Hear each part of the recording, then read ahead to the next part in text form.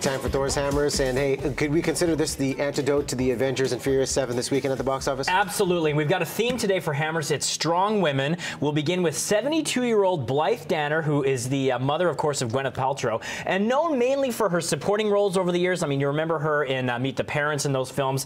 But here, she takes the lead in I'll See You in My Dreams, about a lonely widow who discovers that you can find love and start anew at any age.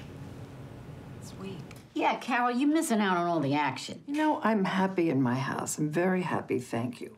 Guys ask about you all the time, Carol. I could hook you up. Oh, come on, don't start with that. What? Dating talk, the second husband talk. You couldn't pay me. But they do pay you when they die. Not always.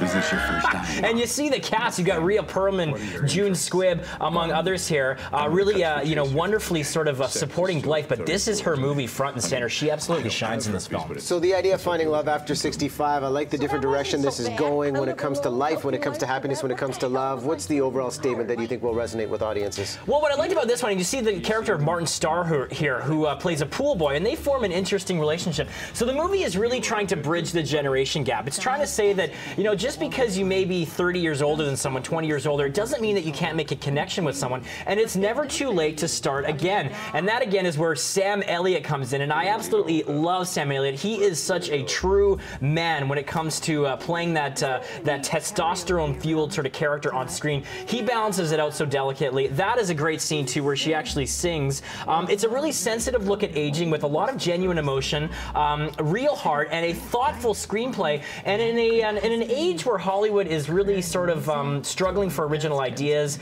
and the writing isn't always as polished. This was such a refreshing movie, and honestly, I don't know about Oscar noms. It would be great to see, but Blythe Danner absolutely deserves at least a Golden Globe nomination. This is her crowning achievement as an actress, and I really thought it was her finest role today. And not only is she backed by Sam Elliott here, who she plays off so well, but the rest of that great cast, as I say, including Rhea Perlman, June Squibb, and Martin Starr, all filling out nicely. The plot, you know, isn't always sort of doesn't have this breakneck pace, obviously, because of the story, but I always enjoyed where it was going. Never a dull moment in this one, even though it wasn't, you know, full of car chases or things like that. And how many hammers are you going to give for I'll See You in My Dreams? I have to go with 4 out of 5. This was a thoroughly enjoyable movie. I would absolutely recommend it, and a great look at aging and the sort of, you know, age gap, as it were. Hopefully this one isn't a movie that's lost, you know, in the shuffle of the summer blockbusters. And changing pace here, the documentary Fashion at the Forefront with Iris. This is very cool. All right, so Albert Maysles, who just passed away a couple of months ago, he did documentaries